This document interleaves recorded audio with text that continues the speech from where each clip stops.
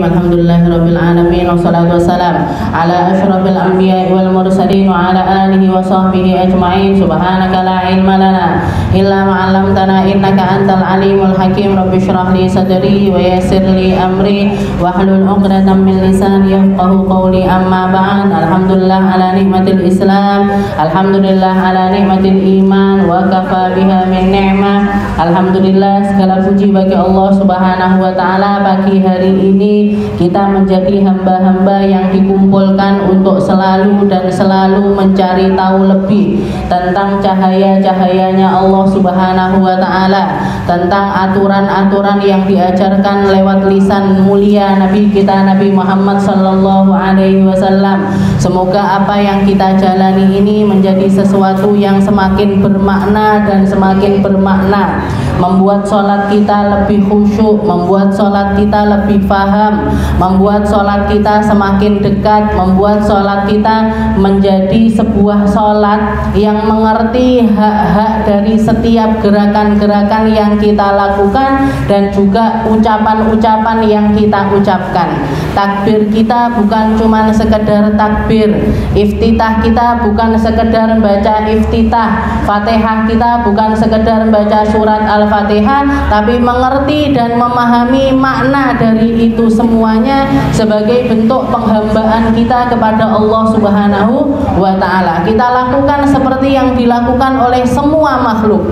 Kita lakukan seperti yang dilakukan oleh para malaikat yang memahami betul makna ibadah kepada Allah Subhanahu wa taala, makna penghambaan, bahwasanya malaikat adalah hamba-hamba Allah dan Allah taala adalah Tuhannya. Dan kita juga pernah bersaksi di alam roh seperti yang diceritakan di dalam Al-Qur'an, bahwasanya kita dulu berkumpul bersama-sama setelah ruh itu diciptakan oleh Allah Ta'ala, dan Allah Ta'ala mengatakan alastu birabbikum, bukankah aku adalah Tuhanmu? Maka serentak kita semuanya mengatakan bala, ya ya Allah, kami adalah hamba dan engkau adalah Tuhan kami.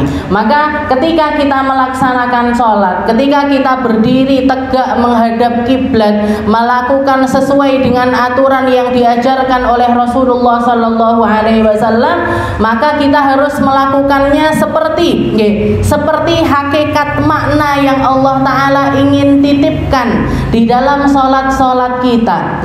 Dan ini semuanya tidak akan terjadi kecuali kita paham maknanya, mengerti maknanya, mengerti makna dari sholat itu sendiri, dan memahami apa yang sedang kita lakukan. Saya berdiri ini kenapa? Saya ngangkat tangan ini kenapa? Saya ruku ini ngapain? Saya sujud ini ngapain? Apa yang sedang saya lakukan? Ini semuanya kalau misalkan kita melakukannya tanpa ilmu, ya wes, sholatnya pokoknya sholat. Karena bapak saya sholat, ibu saya sholat, saya diperintahkan sholat, saya melaksanakannya. Nah, bukan itu yang diinginkan oleh Allah Subhanahu wa ta'ala. Dan kalau kita paham maknanya, ketika kita melaksanakan sholat, kita sedang bersama-sama menghadap Allah Ta'ala dengan satu tujuan bersama semua umat muslim seluruh dunia. Ya toh? Kalaupun misalkan waktu-waktunya berbeda, cuman perbedaan waktu itu, orang manusia bagian timur lagi sholat di jam sekian, manusia di daerah. Nah, kalau kita melihat pemandangan paling jelasnya, paling indahnya ketika kita melihat orang-orang sholat serentak di sekitaran Ka'bah, kan indah luar biasa, bareng satu tujuan, satu gerakan melingkar. Dan ini kalau dilihat, misalkan ada kameranya tambah naik, tapi manusianya tetap kelihatan jelas di dalam sholatnya, ini kan indahnya luar biasa. Dan ketika kita sholat, bukan cuma kita yang sholat, bukan cuma kita yang sedang ibadah, tapi semua makhluk-makhluknya Allah Ta'ala juga sedang beribadah. Ada yang ibadah dengan tasbihnya, ada yang ibadah dengan tahmidnya, ada yang ibadah dengan takbirnya. Semua makhluk-makhluknya Allah Ta'ala ini beribadah. Saking kita aja yang tidak melihat, kita aja yang tidak dengar. Seperti yang dikatakan oleh Allah Ta'ala ketika menceritakan tentang perihalnya Nabi Allah Dawud, ya Dawud awi bi ma'ahum wa thair. Dikatakan Nabi Allah Dawud itu pernah satu kali Allah Ta'ala mengatakan awi bi ma'ahum, baca Makanya bertasbihlah bersama-sama dengan seluruh makhluk beserta burung-burung wahai Daud. Maka pada waktu itu juga dikatakan semua batu, semua daun, semua pohon, semua yang ada di alam semesta ini bertasbih serentak mensucikan namanya Allah Subhanahu wa ta'ala. Subhanallah walhamdulillah wala ilaha illallah wallahu akbar. Sak burung-burung diperdengarkan di telinganya Nabi Allah Daud dan disaksikan oleh umatnya Nabi Allah Daud. Nabi Daud salah satu nabi yang pernah mendapatkan mukjizat seperti itu. Diabadikan oleh Allah Ta'ala kisahnya di dalam awi bi ma'ahum, bertasbih bersama mereka wahai Daud, wattair, bahkan sama burung-burung. Kalau misalkan kita nyari, oh apa ya, ini kan mukjizatnya Nabi, ada hamba-hamba soleh Allah Ta'ala yang lainnya yang pernah dapat kenikmatan untuk mendengarkan tasbih-tasbihnya makhluk-makhluk yang lainnya. Dikatakan salah satunya adalah Sayyidina Alwi. Sayyidina Alwi julukannya Al-Ghuyur, namanya Alwi Ibnul Faqihil Muqaddam, yang namanya Habib Muhammad bin Alawi Al-Maliki Al-Faqihul Muqaddam, yang setiap kali kita rotib kita bacakan Fatihah untuk beliau. Itu salah satu putranya beliau, namanya Habib Alwi, julukannya Al-Ghuyur. Al-Ghuyur niku napa? Al-Ghuyur itu orang yang pencemburu. Kenapa kok seperti itu? Kenapa beliau dijuluki Al-Ghuyur, orang yang pencemburu? Karena beliau tidak pernah rela di masanya ada orang punya nama Alwi. Kalau ada orang punya nama Alwi, kalau ada orang punya nama Alwi, maka mesti terjadi sesuatu sama orang tersebut. Bahkan terjadi sama bule niku napa? Bibinya, dikatakan bibinya ini karena seneng karena Habib Alwi ini orang yang ilmunya luar biasa. Kan biasanya pengen ya kita punya anak, kita punya cucu atau punya anak, terus anak ini ben alim koyok Habib Umar, dikasih nama Umar misalkan, biar pinter kayak Ustadz Segaf dikasih nama Segaf, kan kayak gitu tabarukan sama namanya orang-orang soleh. Nah ini bibinya juga gitu, biar aku hamil kalau laki-laki nanti tak kasih nama Alwi, biar pinter kayak Habib Alwi. Maka dikatakan sampai ditunggu 9 bulan ndak lahir, 10 bulan ndak lahir, 11 bulan ndak lahir. Iki nyapo bayi kok ndak lahir-lahir. Kalau orang sekarang mungkin langsung disesar tapi waktu zaman itu belum ada sesar-sesar. Maka dikatakan didatangi Habib Alwi, ini kenapa ya bayi saya kok ndak mau lahir-lahir? Katanya Habib Alwi, ganti dulu namanya. Ganti dulu namanya kok lahir. Begitu diganti langsung gerengsengi langsung lahir.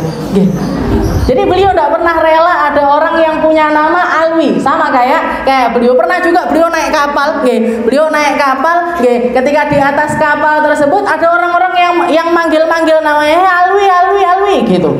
Dipanggil Alwi. Nengok beliau, siapa sing nyeluk aku?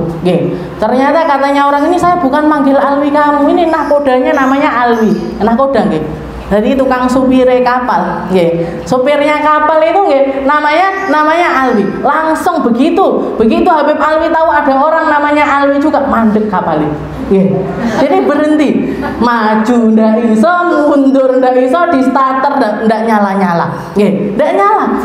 Katanya beliau, orang-orang nyari iki opo, sebabnya apa ya? Akhirnya ditanyakan ke Habib Alwi, ganti dulu namanya nakodanya. Saya ndak mau namanya sama kayak saya diganti.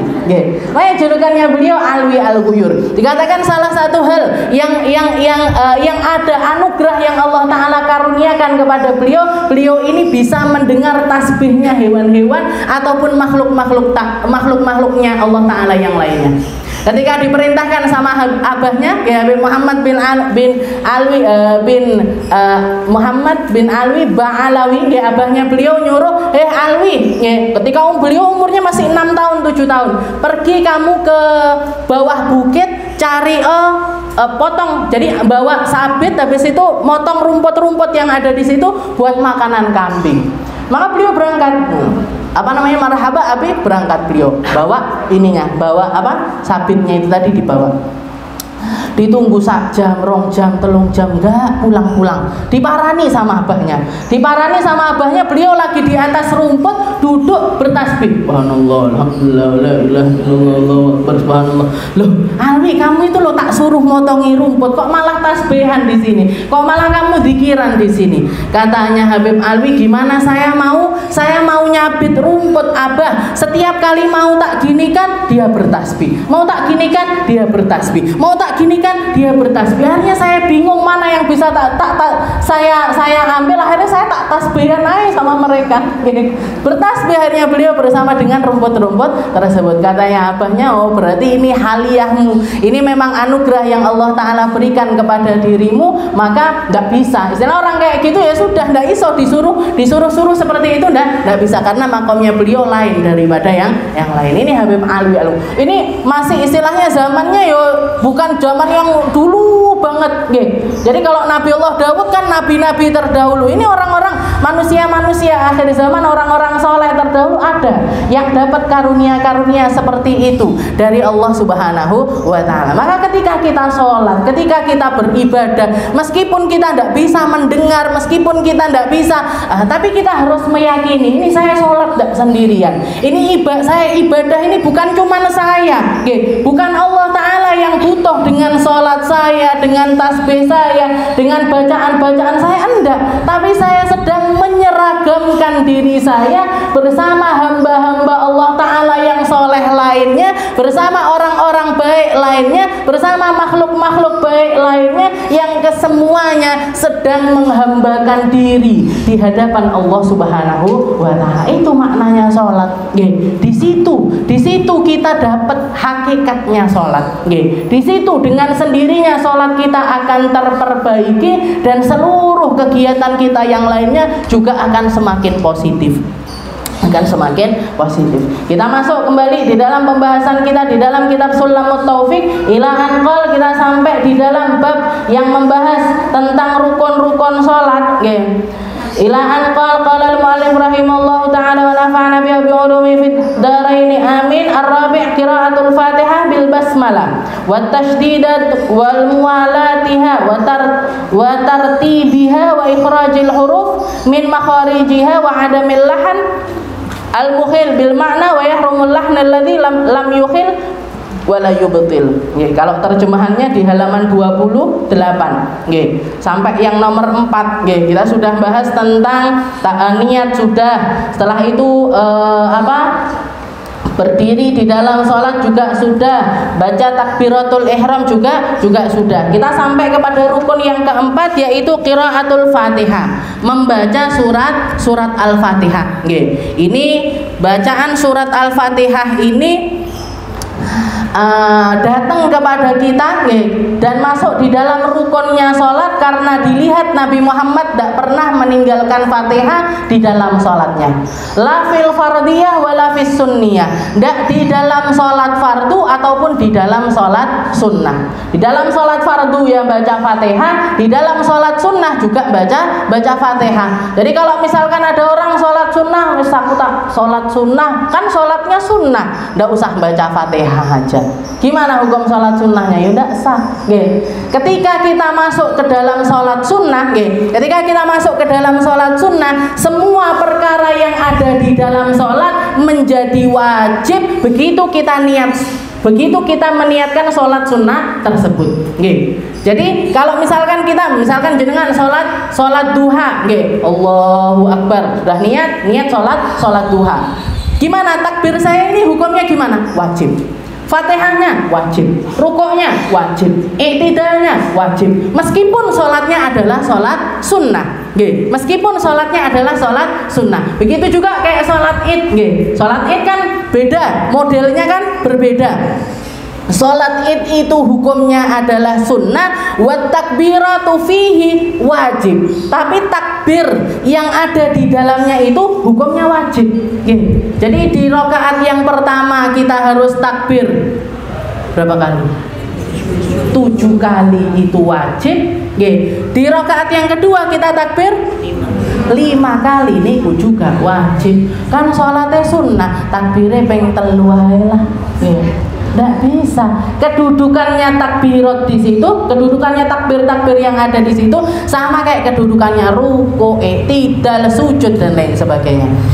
Jadi boleh jadi sholatnya adalah sholat sunnah, boleh jadi sholatnya bukan sholat wajib. Tapi begitu kita masuk ke dalam sholat, semua hal yang ada di dalam rukun sholat menjadi sesuatu yang wajib. Tidak boleh ditinggalkan sama sekali. Tidak boleh ditinggalkan sama sekali. Dan di dalam satu rakaat semua rukunnya sholat itu juga semuanya harus ada.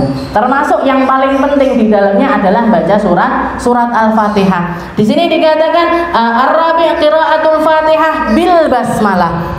Baca Al-Fatihah itu sak bismillahnya juga hukumnya wajib. Sak baca bismillahnya hukumnya adalah wajib. Jangan kalau ngelihat ada orang sholat kok nggak baca bismillah, kok imamnya nggak baca bismillah, berarti sholatnya itu nggak sah. Tapi yang perlu kita ketahui, bismillah ini yang ada ikhtilaf di dalamnya adalah di dalam perkara kerasnya atau lirihnya, bantere atau lirihe. Al-jahru wasir. Ada yang bacanya itu dikeraskan, ada yang bacanya itu dipelankan. Ada yang bacanya itu dipelankan. Tapi kalau pembacaan bismillahirrahmanirrahim itu sendiri semuanya mengatakan hukumnya adalah wajib. Semuanya mengatakan hukumnya adalah wajib. Termasuk di Sayyidah Ummu Salamah pernah mengatakan, saya yang mendengar Rasulullah SAW mengatakan bacalah bismillah, bacalah alhamdulillah dan bismillahirrahmanirrahim juga termasuk ayat dari surat Al-Fatihah. Jadi bismillahirrahmanirrahim itu di dalam Al-Qur'an itu bacaan bismillahirrahmanirrahim itu di awal-awal surat, di awal-awal surat kita mau baca surat Al-Baqarah ada bismillahnya, gitu. Di juz amma itu apalagi yang kecil-kecil mesti ada bismillah di atasnya. Bismillah ini apa masuk di dalam suratnya? Boten. Kalau di dalam surat An-Naba, di dalam surat An-Nazi'at, Al-Ikhlas, Al-Kafirun, An-Nasr dan surat-surat yang lainnya, bismillahirrahmanirrahim itu bukan termasuk surat tersebut. Bukan termasuk suratnya. Kalau dikatakan Al-Ikhlas sih ayat pertamanya apa? Ya qul huwallahu ahad, bukan bismillahirrahmanirrahim. Bismillah di situ fungsinya adalah fasal, untuk motong-motong surat, untuk memotong-motong surat. Karena kalau digabung jadi satu, iki ndi sing Al-Ikhlas, ndi sing Anas, gitu. Apa nek sing ngajine arang-arang, ki surat iki karo surat iki bare ning ngendi ndak bisa. Nah, makanya dikasih fasal, dikasih pembeda surat, yaitu dengan tulisan-tulisan bismillahirrahmanirrahim. Tapi bismillah di situ bukan masuk di dalam suratnya, kecuali di dalam dua surat. Kecuali di dalam dua surat. Yang pertama adalah surat Al-Fatihah, maka bismillah termasuk di dalamnya. Jadi kalau kita ditanya Al-Fatihah itu ayat pertamanya apa? Ya bismillahirrahmanirrahim. Bismillahirrahmanirrahim. Habis itu ayat keduanya alhamdulillahirabbil alamin, terus sampai bawah. Yang kedua di dalam surat apa? Di dalam surat An-Naml. Di dalam surat An-Naml ketika mengkisahkan ceritanya Nabiullah Sulaiman ketika ngasih surat atau bikin surat kepada Ratu Bilqis. Innahu min Sulaiman wa innahu bismillahirrahmanirrahim. Surat ini dari Sulaiman dan surat ini dimulai dengan nama Allah Subhanahu wa taala. Dimulai dengan nama Allah Subhanahu wa taala. Jadi Fatihah di sini Fatihah bil basmalah, pakai bismillahnya. Setelah itu watasdidat. Setelah itu kita ketika membaca Fatihah juga harus menjaga setiap tasdid yang ada di dalam surat Al-Fatihah. Tasdid niku napa, Kak? Tasdid itu sing gambarnya bukan gambar nggih. Kalau jenengan ngelihat tulisannya itu bentuknya gini, twing. Itu menunjukkan kalau apa? Tasdid itu menunjukkan kalau apa? Tasdid itu menunjukkan kalau huruf yang ditasdid itu sebenarnya adalah dua huruf, sebenarnya adalah dua huruf, yang satu disukun, yang satu berharokat. Yang satu disukun, yang satu berharokat. Kenapa kok ditasydid? Untuk memudahkan kita di dalam penulisannya, untuk memudahkan di dalam tulisannya. Jadi berarti gimana maksudnya menjaga tasydidnya itu gimana? Huruf yang disukun harus ada sukunnya, huruf yang berharokat juga harus ada harokatnya. Bismillah. Berarti apa? Allah. Di situ ada lam dua. Yang lam pertama disukun, yang lam kedua di fathah. Lam yang pertama itu disukun. Allah. Lam kedua di fathah. Karena ini lafdzul jalalah, berarti harus ada tafkhimnya. Mencucuk Allah. Harus ada kekuatan di dalamnya. Ar-Rahman, Ra-nya yang disukun harus keluar, Ra-nya yang di fathah juga keluar. Bismillahirrahmanirrahim. Ra yang disukun hilang, Ra-nya yang fathah aja yang keluar. Bismillahirrahmanirrahim. Ra-nya yang kedua Ar-Rahim, Ra yang pertama disukun, yang kedua di fathah. Jadi membenahi surat Al-Fatihah itu, jangan kalau misalkan belajar Al-Quran, hal yang pertama kali harus kita benahi adalah Fatihah kita, bacaan Al-Fatihah kita, mana yang perlu dibaca, mana yang tidak perlu dibaca, mana yang harus kuat, mana yang harus lemah, mana yang harus dengung, mana yang tidak dengung, itu semuanya harus dipelajari, Bu. Dan ketika kita memilih seorang imam, katanya Nabi, ya ummul qaum aqra'uhum li kitabillah. Kalau kamu milih imam, cari imam yang paling bagus bacaan Al-Qur'annya.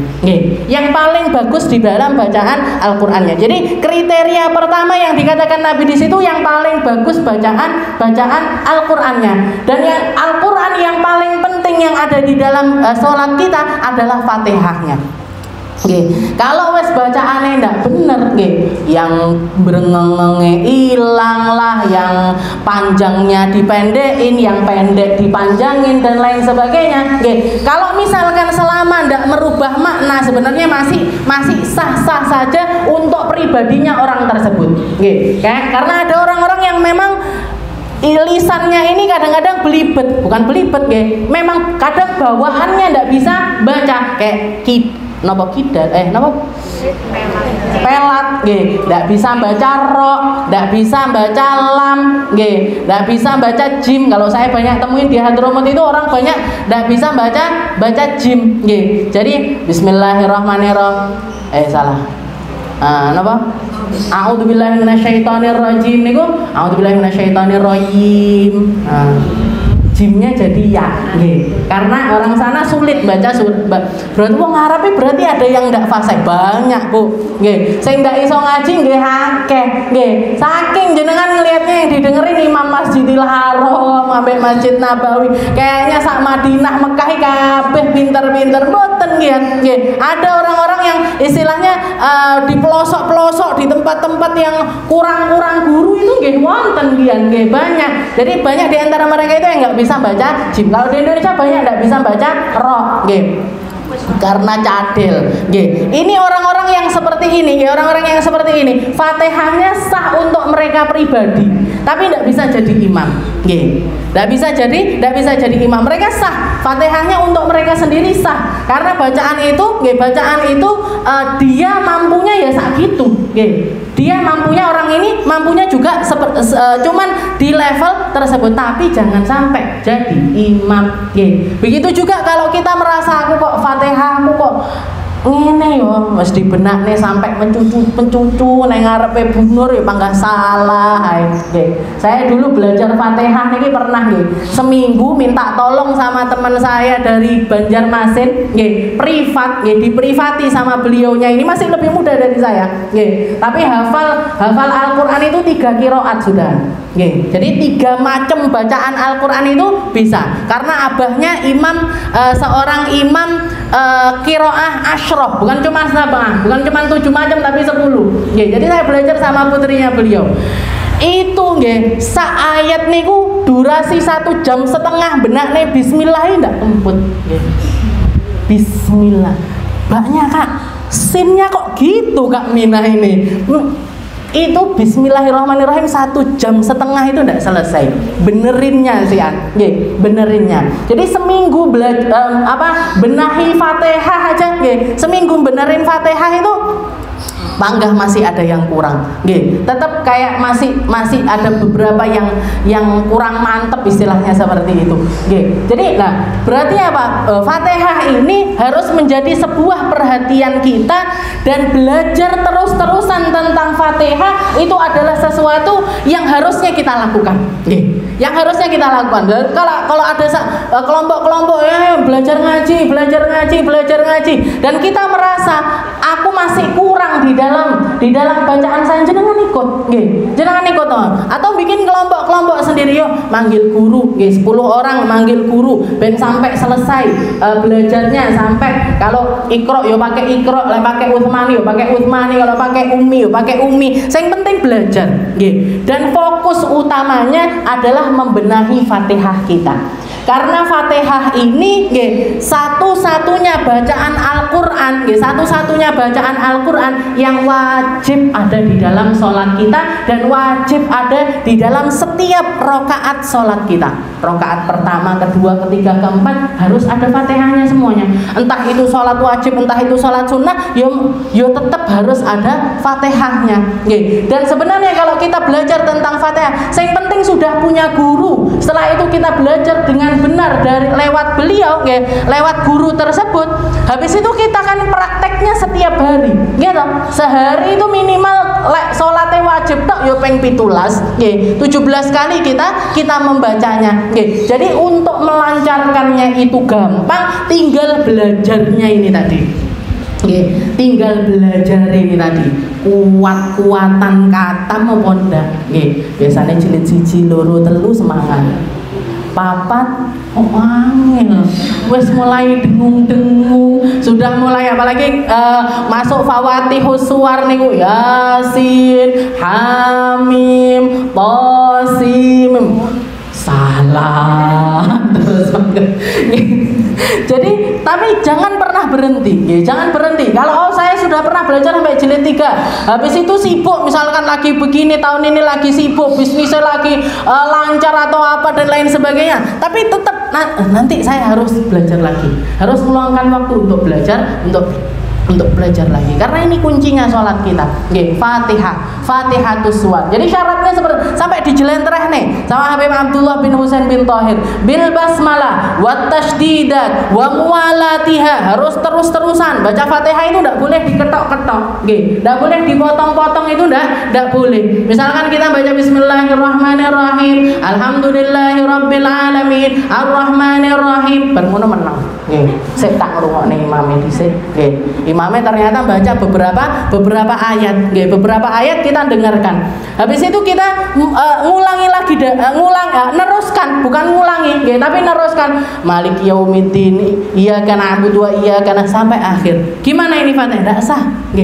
Kalau sudah terpotong, kalau sudah terputus, kalau jarak antara mutus ayat dengan memulainya kembali itu cuman jaraknya sedikit itu tidak sampai lafaz subhanallah, alhamdulillah, la ilaha illallah, Allahu akbar, masih boleh kita teruskan. Tapi kalau misalkan jedanya itu lama, berarti harus dimulai dari awal lagi.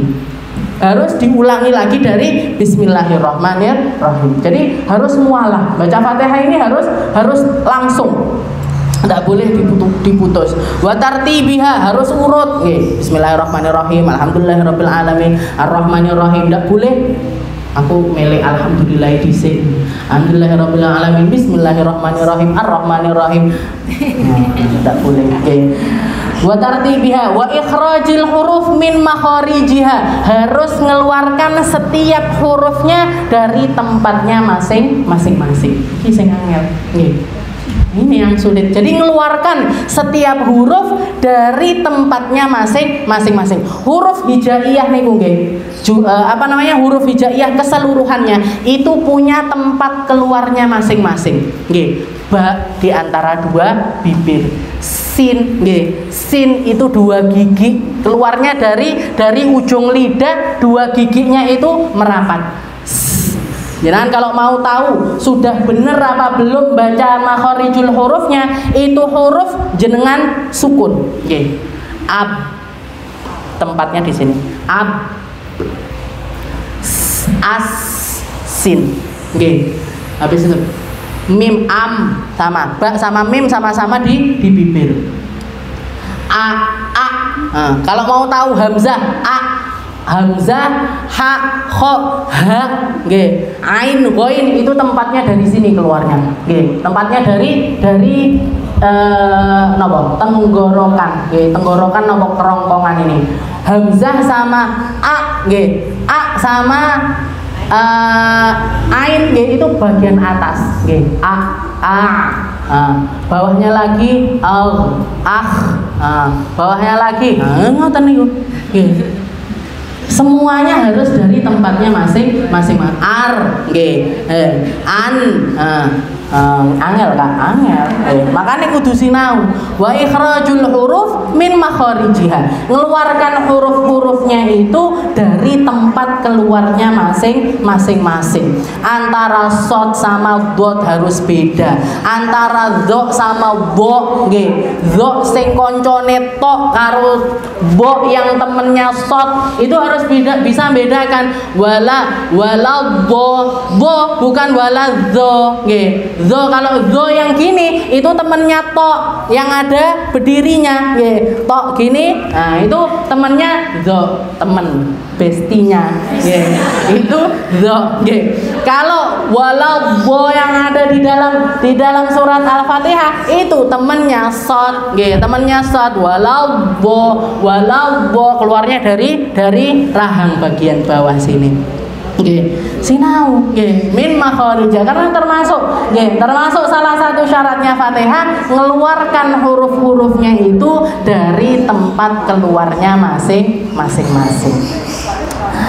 Wa adamil lahan al-mukhil bil makna, dan tidak boleh ganti apapun dari Fatihah ini apalagi sampai merubah maknanya, nggih. An'am, iyyaka na'budu wa iyyaka nasta'in. Anda pengen iyyaka, iyyaki misalkan.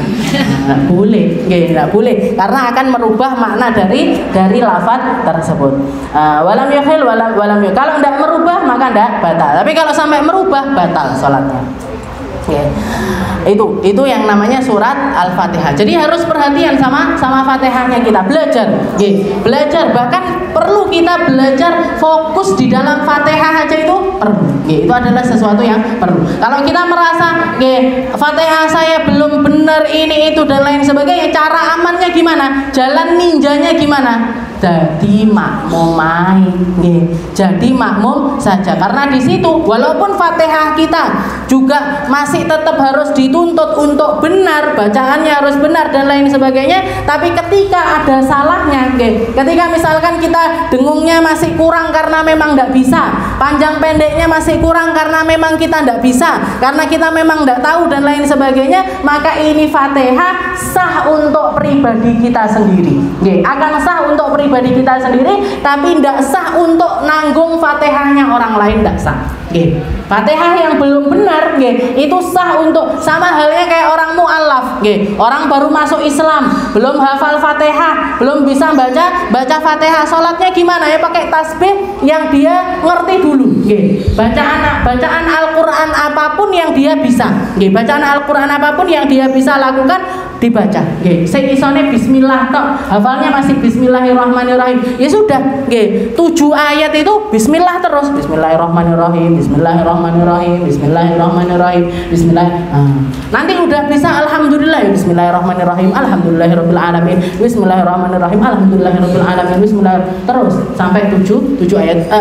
Tapi tetap harus dituntut untuk belajar terus, itu karena Fatihahnya dia sesuai dengan kemampuannya dia, itu sah untuk dirinya pribadi, tapi tidak sah untuk jadi imam, tidak sah nanggung Fatihahnya orang, tidak sah untuk karena imam ini kan harus mampu nanggung Fatihahnya makmum, terutama ketika makmumnya ini masbuk masbuk, nggih.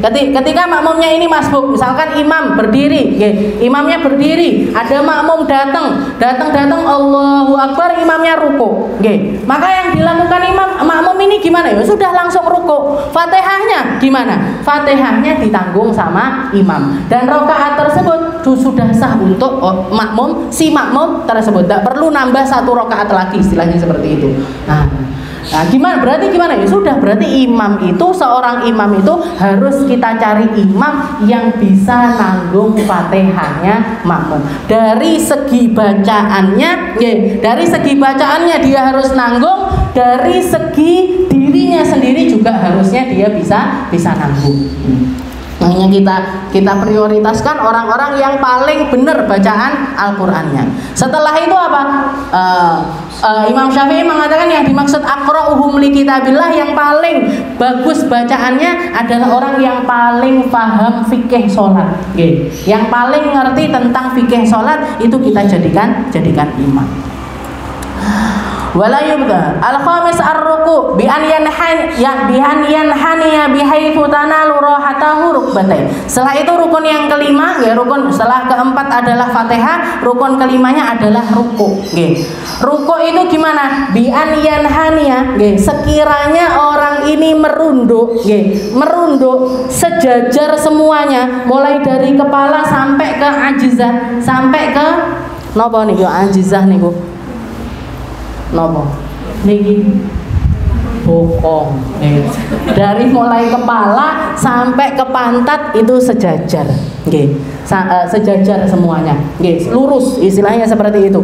Gini tidak boleh, gini niku kepalanya ngeten, rukuk tapi sirahnya kayak ikan, itu nggak boleh, itu sesuatu yang tidak diperhatikan. Jadi harus lurus. Caranya biar benar-benar lurus gimana? Kedua tangan kita megang ke rukbah, megangnya itu ke napa niki? Ke lutut kita, bukan atasnya, bukan juga bawahnya. Bukan atasnya lutut sini, tapi juga bukan bawahnya. Jadi niki napa? Lutut ini jenengan genggam gini pasti lurus. Pasti lurus. Jadi caranya biar lurus, ayyan haniya bihaitsu tanalu rahatahu rukbatai. Sekiranya kedua tangan itu genggam ke lutut kita, menggenggam ke arah lutut kita.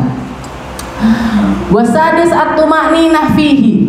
Dan yang ketujuh adalah tumakninah di dalam rukuk itu sendiri. Rukuknya itu harus keenam. Jadi tumakninah fir ruku, rukuk dan tumakninah di dalamnya. Tumakninah niku napa nggih? Tenang, Jadi tenang di dalam rukuknya, dan ada waktu dia itu di dalam rukuknya itu sekiranya baca subhanallah, alhamdulillah, wala ilaha illallah, Allahu akbar. Walaupun ada bacaan-bacaan tersendiri di dalam rukuk, ada bacaan sendiri gitu.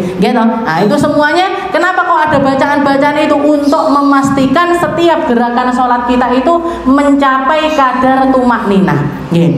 Kalau rukuk subhana rabbiyal salah, subhana rabbiyal azim ya bihamdi subhanallah. Satu kali cukup, afdolnya tiga kali, afdolnya 3 kali. Pengennya terserah, mau jenengan koyo kok kurang, pengen 3, 5, pengen lagi 7, pengen lagi 9, pengen lagi 11, monggo sampai 1000 sekalipun mboten napa-napa. Yang penting antara rukuk kita dengan berdirinya kita itu kadar waktunya juga mirip-mirip. Kadar waktunya, jadi di dalam sholat itu rukun tawilah itu cuman berdiri, rukun panjang itu cuman berdiri. Yang lainnya rukun qasirah. Qasirah itu pendek. Rukuk, i'tidal, sujud, duduk di antara 2 sujud itu rukun-rukun pendek. Maka rukun-rukun pendek ini tidak boleh lebih panjang daripada rukun yang panjang. Tidak boleh lebih panjang daripada berdirinya kita. Nah, kalau jenengan ada yang namanya sholat sunnah, sholat tasbih, sholat tasbih itu ketika berdiri kan paling panjang. Tasbihnya berapa kali? Sebelum Fatihah 15 kali, setelah surat 10 kali. Habis itu nanti rukuk 10 kali, i'tidal 10 kali, sujud 10 kali. Gitu. Ndak ada yang lebih panjang. Wes tak kelompokne kabeh pas rukuk pengen 70 misalkan. Yang lainnya tetap kayak sholat biasanya. Kan intinya sholat tasbih ini kan baca tasbih di dalam satu rakaat 75 kali. Gitu. Nah, totalnya 2 rakaat 150 kali tasbih. Nggih, melek tak kelompokne kabeh ae. Ketika sujud, ketika sama ketika sujud 2 kali misalkan. Yang lainnya kayak biasanya. Ndak bisa, Bu. Itu aturan datangnya dari Allah Subhanahu wa taala. Di mana di situ kita bisa ambil pelajaran rukuk niku, nggih, rukuk itu ndak boleh lebih panjang daripada berdiri. I'tidal itu ndak boleh terlalu lebih panjang dibandingkan ruku. Terus seperti itu. Ya terus seperti itu. Makanya ketika Rasulullah sholat malamnya itu berdirinya panjang, rukuknya juga bisa panjang, i'tidalnya juga bisa panjang, sujudnya juga bisa panjang. Kalau misalkan kita berdirinya tok yang panjang tapi yang lainnya masih dipendek-pendeknya, enggak masalah. Tapi kalau kita pengen rukuk, i'tidal, sujudnya kita juga panjang, berdirinya juga harus panjang. Saya pengen rukuknya itu 1 jam misalkan, atau melek sujud 1 jam, berdirinya juga harus 1 jam lebih berarti. Karena yang panjang itu adalah rukun berdiri, yang lainnya adalah rukun pendek. Wa tumakninah fihi, kadar minimalnya adalah tumakninah. Tumakninah itu ya sekedar baca subhanallah, alhamdulillah, la ilaha illallah, wallahu akbar. Dipanjangkan boleh, tapi tidak boleh lebih panjang daripada berdiri. Berdiri itu kumpulan dari iftitah, Fatihah, surat, ditambah zikir-zikir yang lainnya di dalamnya. Nah, itu kalau lebih panjang daripada itu tidak sah. Subhanallah. Wasabi al-i'tidal, yang ketujuh adalah i'tidal. Sami Allahu liman hamidah. Rasulullah ketika mengajarkan sholat kepada para sahabat, wa idza qala al-imam sami Allahu liman hamidah faqulu, maka bacalah, makmumnya sebaiknya membaca Rabbana lakal hamdu. Sampai situ yang dikatakan Nabi. Begitu imam sami Allahu liman hamidah, berarti menunjukkan kalau imam ini berdiri tegap untuk i'tidal. Imamnya baca sami Allahu liman hamidah, artinya sami Allahu liman hamidah itu Allah Ta'ala mendengar setiap hamba yang sedang memujinya.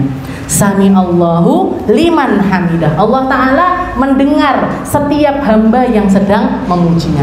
Maka langsung dijawab sama makmum, Rabbana lakal hamdu, ya Allah segala pujian atasmu dan saya adalah hamba yang sedang memujimu. Sami Allahu liman hamidah, Rabbana lakal hamdu. Itu yang warid dari Nabi, itu yang datangnya dari Rasulullah Sallallahu Alaihi Wasallam. Tapi kok kita bacanya lebih Rabbana lakal hamdu mil'us samawati wa mil'ul ardi wa mil'u ma syi'ta min syai'in ba'du, gitu panjang kan.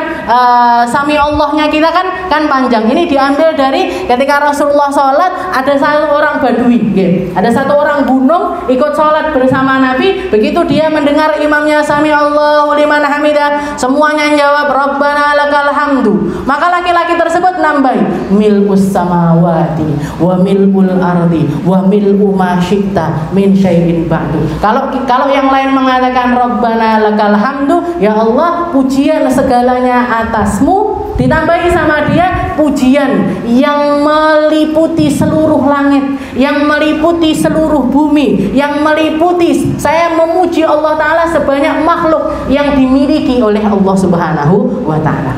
Begitu salam Rasulullah nanya, wa manil qail, siapa yang baca kayak gitu itu tadi, siapa? Katanya sahabat tersebut, ana ya Rasul, saya ya Rasul yang membaca. Maka Rasulullah mengatakan, laqad ra'aitu, ketika kamu membaca yang semacam itu tadi, aku melihat ada lebih dari 70.000 malaikat yang berebut untuk nyatet pahala yang sedang kamu ucapkan tersebut.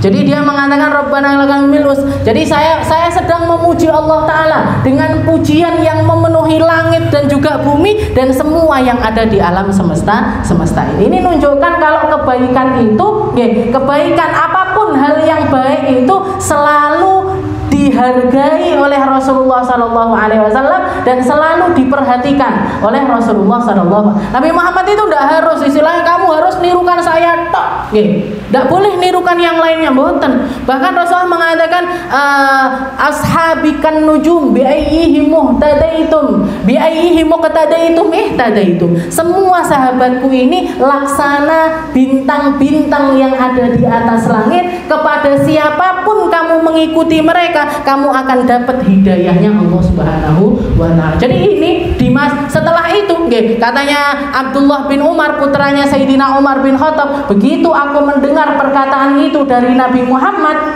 kalau orang baca Rabbana lakal hamdu mil'us samawati, itu malaikat rebutan untuk nyatet pahalanya, saya tidak pernah meninggalkan bacaan itu sama sekali. Sampai turun-temurun ke kita, kita baca, garek paham apa ora macane nggih. Mak Rabbana kamu sama Allah masih tak bisa bantu. Subhanallah sabi ala i'tidal bi ayyan tasibaqa iman. Nah, kalau i'tidal ini yang i'tidal ini bangun dari yang namanya i'tidal itu bangun dari ruku. Bacaannya semuanya hukumnya adalah sunnah. Bacaan mulai dari bacaannya imam sami Allahu liman hamidah ataupun bacaannya mau Rabbana lakal hamdu itu hukumnya adalah sunnah. Yang wajib apa? Yang wajib bangunnya dan berdiri tegak, berdiri tegak seperti keadaan kita sebelum ruku. Seperti keadaan kita sebelum ruku. Kalau keadaan kita sebelum ruku berdiri ya berdiri, kalau keadaan kita sebelum ruku duduk ya duduk. Ya duduk. Kecuali untuk orang yang memang tidak mampu. Istilahnya ketika berdiri bisa, ruku bisa, i'tidal jatuh misalkan. Nah, akhirnya dia sholatnya duduk. Nah, ini lain lagi ceritanya. Bi ayyan tasibaqa iman. Wa tsamin at-tuma'ninah fihi.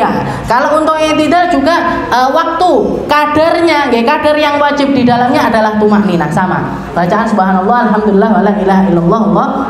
Tapi doa itu sunnah hukumnya. Tumakninah fi.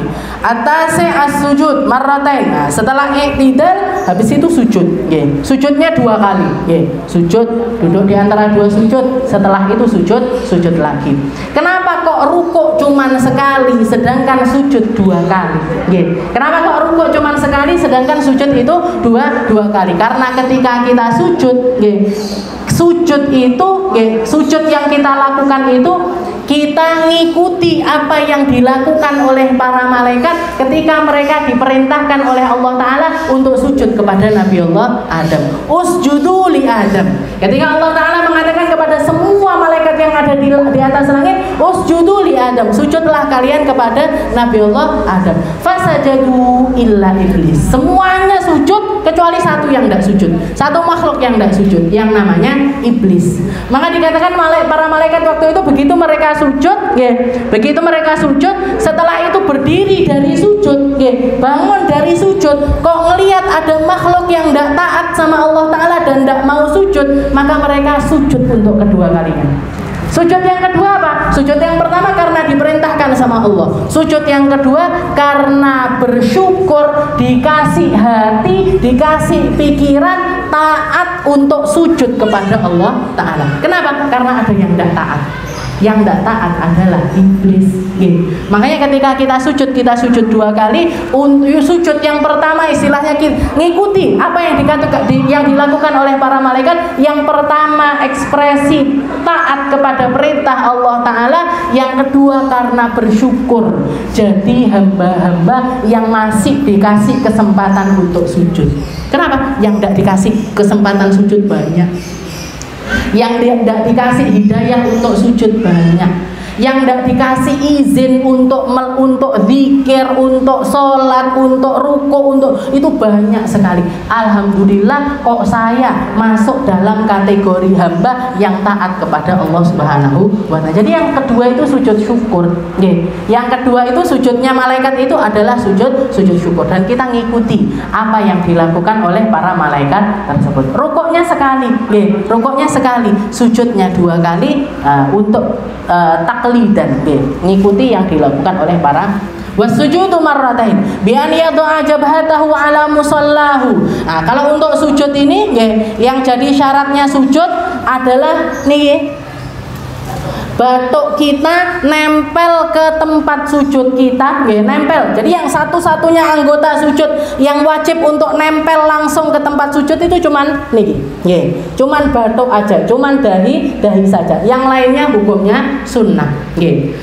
Nempel secara langsung wajib, tapi nempelnya itu wajib, tapi nempel secara langsungnya itu yang wajib cuman ini. Jadi makanya salah satu syaratnya pakaian sholat kita ini, kita harus memastikan bagian dahi ini tidak ketutupan dengan apapun, tidak ketutupan anduk sholat, tidak ketutupan rukuh kita, tidak ketutupan rukuh kita. Apapun yang bergerak, yang namanya pakaian sholat itu apa sih? Semua yang bergerak dengan gerakan sholat kita itu tidak boleh jadi penghalang sujud kita. Nah, tapi kalau yang tidak bergerak dengan kita, misalkan jenengan sholat, jenengan sholat bawa sapu tangannya jatuh, sapu tangannya jatuh. Setelah itu jenengan sujud di atas sapu tangan tersebut, gimana hukumnya? Sah. Kenapa? Karena sapu tangan ini begitu jatuh dari kita tidak masuk sebagai pakaian sholat kita. Tapi kalau kita sujud terus sujudnya di atas ini misalkan ini mukena, terus ngeten mukenanya kesingkap, habis itu nutupi batuk, itu tidak sah. Jadi satu-satunya yang wajib secara langsung adalah niki. Tangan, yang kedua yang sunnahnya untuk terbuka adalah tangan. Tangan ini sebaiknya juga langsung nempel. Setelah itu dengkul, habis itu jari kaki. Kalau jari kaki itu kalau untuk perempuan ya wajib tertutup, harus dalam keadaan tertutup. Tangan, misalkan pas musim dingin terus jenengan pakai kaos tangan, silahkan. Ini enggak, sholat pakai masker enggak apa-apa. Kalau untuk sunnahnya kalau bagian wajah itu batuk sama hidung, batuk sama hidung. Tapi yang wajib cuman batuk saja. Hidung, misalkan kita kayak kemarin musim pandemi, misalkan sholat tetap pakai masker, enggak apa-apa, tetap sah sholatnya. Walaupun sunnahnya adalah dibuka, sunnahnya adalah dibuka. Biarnya itu aja. Anak musa maksyufah, jadi harus terbuka. Wa mutathaqilan biha wa munkisan wa yadhu syai'an min rukbatayhi wa min butuni rijlaihi. Jadi dan kepala ini harus istilahnya ketika kita sujud beban badan kita itu kita tumpukan di tempat sujud kita. Jadi makanya para ulama mengatakan yang sujud yang sah itu adalah ketika misalkan ada kapas ditaruh di tempat sujud kita, kapas itu bakalan ngeten penyet, kepala bantal.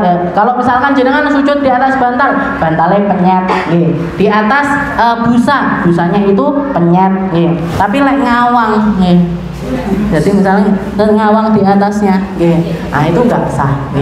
Sujud yang seperti itu hukumnya tidak sah. Wa yata'u syai'an min rukbatayhi wa min butuni asabi'ih rijlaihi wal 'ashar tuma'ninah fihi. Dan yang ke-10 adalah tuma'ninah juga di dalam sujud kita. Yang ke-11 al-julus baina sajadatain wallahu a'lam bis-shawab. Insyaallah kita lanjutkan di pertemuan yang selanjutnya.